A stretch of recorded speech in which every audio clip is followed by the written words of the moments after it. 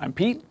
I'm Stephanie, and this is the Cool Part Show, our show all about interesting, amazing, spacefaring 3D printed parts. This is a bonus episode.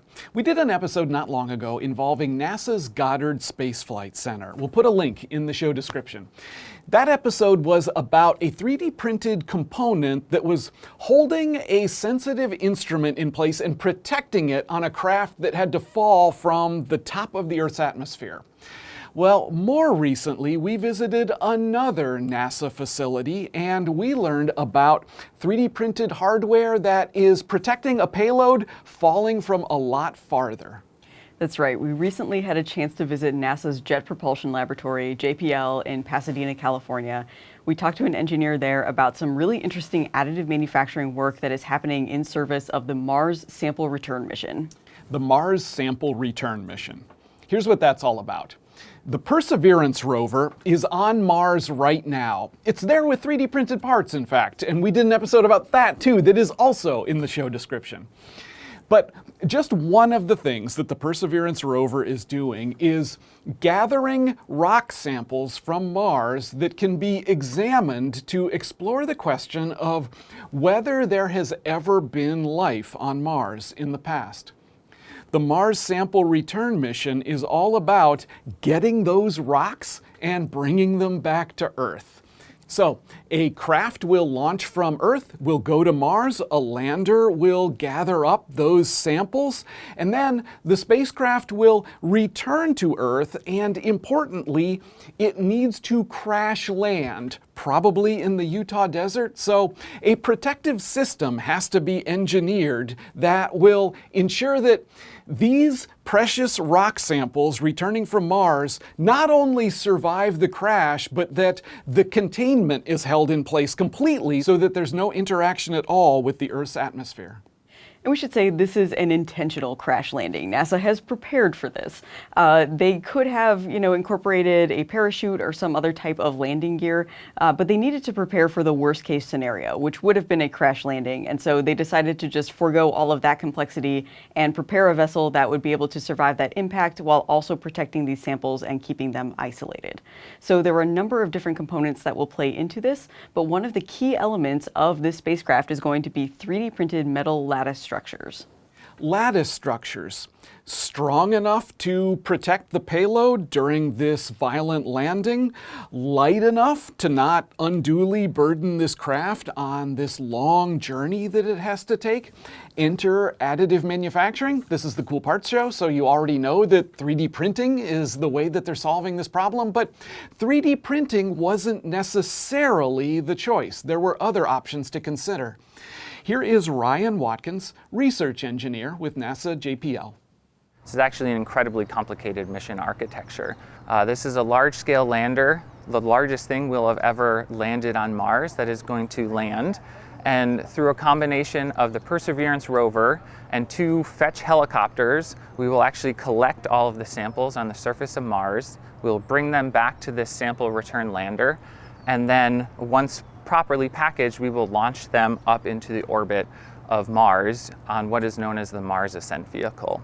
And then the last element of this is a smaller spacecraft is jettisoned from this Mars Sample Return Orbiter, and it crash lands, it plummets down onto the surface of the Earth.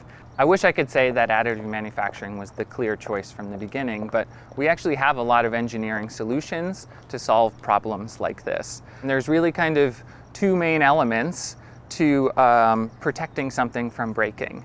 And the first is you have a large amount of energy that is coming in and striking something, and you need to disperse the duration in which that impact occurs. And the more you can spread that out, the more you can reduce the load on what you're trying to protect. And the second aspect is you need some way to dissipate the energy. And so in, say, something like the cushions in a helmet, that's through viscoelasticity in a plastic. Whereas in a car, it's through the crushing, the plasticity, the fracture as your car crumples in the front. And so in the aerospace industry, we typically use things like aluminum foams or aluminum honeycombs to achieve those same desirable features. Metal foam was sort of the initial idea for how to protect these samples, but what ultimately led them to metal 3D printing was a desire to be able to control the foam, the structure of the foam more precisely, but also the need for materials that could withstand the temperatures that this spacecraft is going to see on re-entry. So making things like honeycombs and aluminum foams need very specialized manufacturing techniques that limit both the materials you can use and the forms that you can generate them in. And so although we can take aluminum foams and we can machine them to fit into the very complicated geometries that we need for Mars sample return, we started identifying that the temperature, the thermal environment that these foams were going to go through was going to be potentially problematic. The temperatures could get so hot that we might actually get to the melting point of aluminum. And on top of that, we needed maybe lower thermal conductance. And so aluminum was maybe no longer the right choice for us. But from a manufacturing standpoint, all of the foam, metal foam manufacturing processes are centered around aluminum. And there are a couple places maybe you can make something like titanium, but they aren't really made for structural purposes right now. And so it was really aluminum, and if we couldn't overcome those thermal issues, we didn't really have another option. So for the current design, and I will note that we are in the middle of design and things are always changing, but as things stand right now, we're looking at making titanium lattices because they're not only kind of heat resistant to the levels that we expect, but their strength to weight ratio is about 2 times higher than aluminum. We've done episodes before on 3D printed lattices and the way the 3D printed geometry can get just the right springiness for whatever it's trying to protect. This is a little different.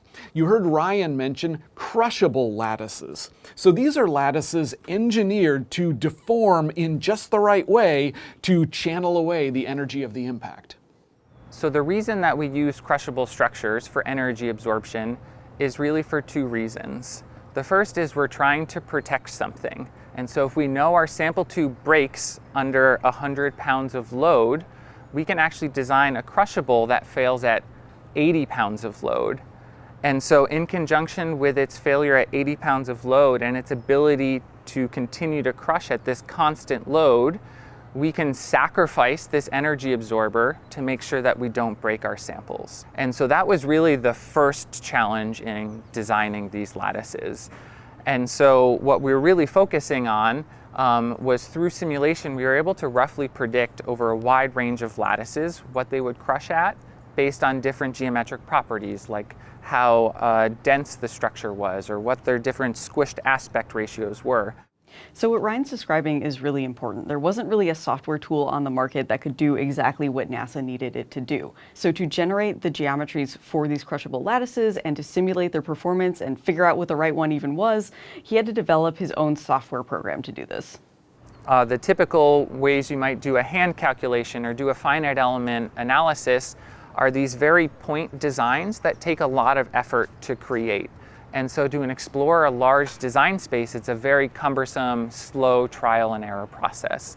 And so I decided to kind of step back and come up with an architecture where we could make arbitrary lattice geometries and simulate their performance in a robust and automated fashion. And from there, that then allowed us to then make a huge database of lattice properties. And with that database linked all together with a graphical user interface, an engineer can now sit down and go, well, I care about the stiffness of the lattice. I care about how this lattice is going to crush. And they can look at all of that information in the context of more than 15,000 different point designs that we've looked at. And then they can go through and filter down based on their specific engineering requirements what lattice they need to choose for their very specific application. And so this whole design suite that I've created is called Unit Cell Hub. And it consists of 3 specific components. The first is Unit Cell Engine. It's the whole back end that's able to model the geometry, mesh it, and simulate it.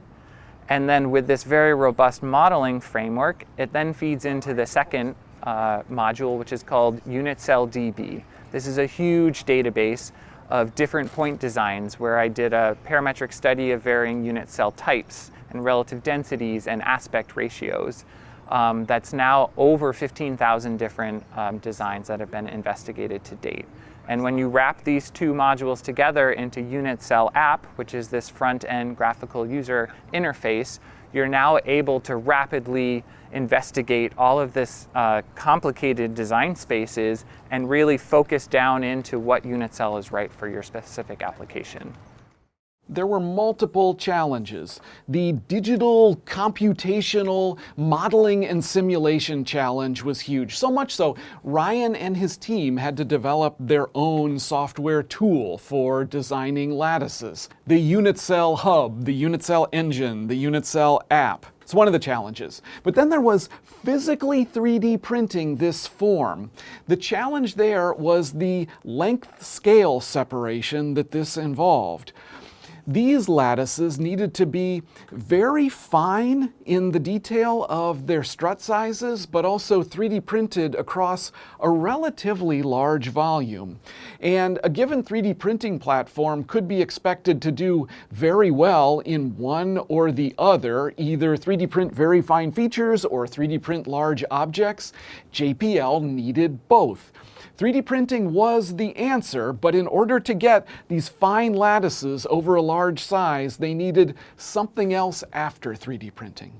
So in the manufacturing, a 3D printer is generally tuned to make a certain geometry range. And so maybe for classic laser powder bed fusion, that's often it can print well down to 1 millimeter up to maybe a couple 100 millimeters.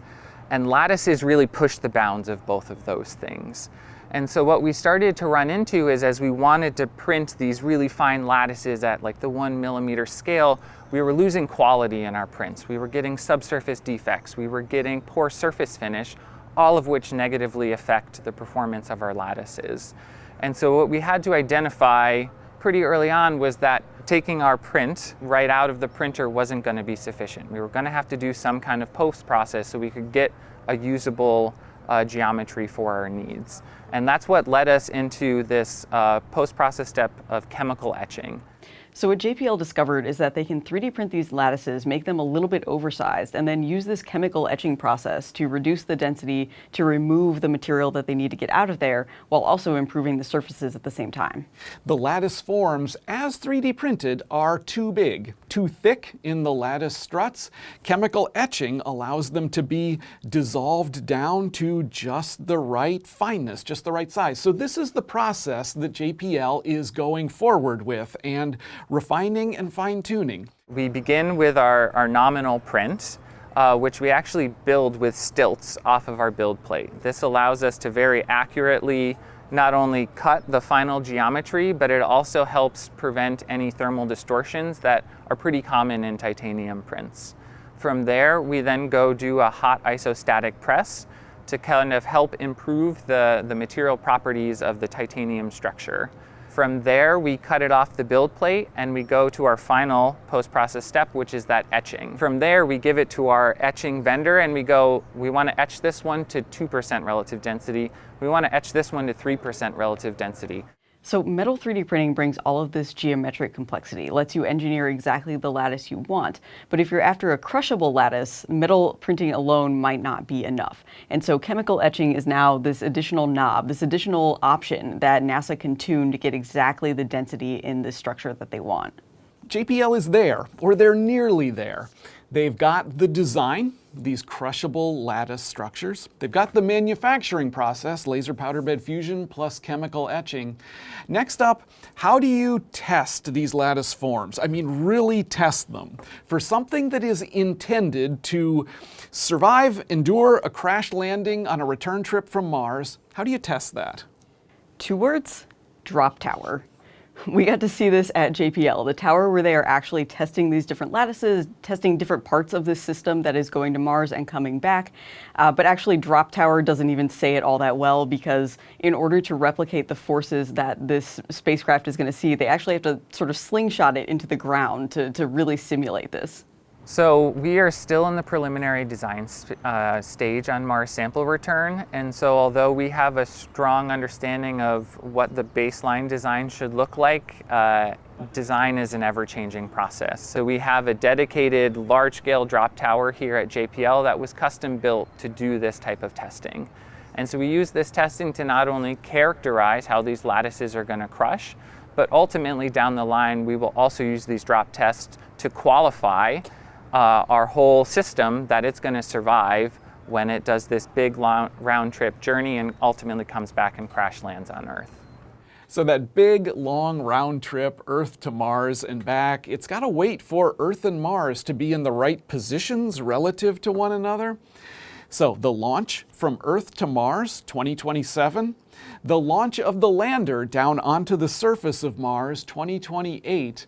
And then that return trip with that crash landing, 2033. So mark your calendars for those launches and landings. But if you want more cool parts in the meantime, we have several other episodes that deal with parts that are either going to space or there already. So for instance, we have an episode about brackets that are being used in NASA's Excite balloon mission, which will be launching soon. We have an episode about parts on the Perseverance rover, which is already out there on Mars. And there are probably a few more coming soon. So make sure to subscribe on YouTube or sign up for that All Access newsletter to get notified about our new content. Thanks for watching.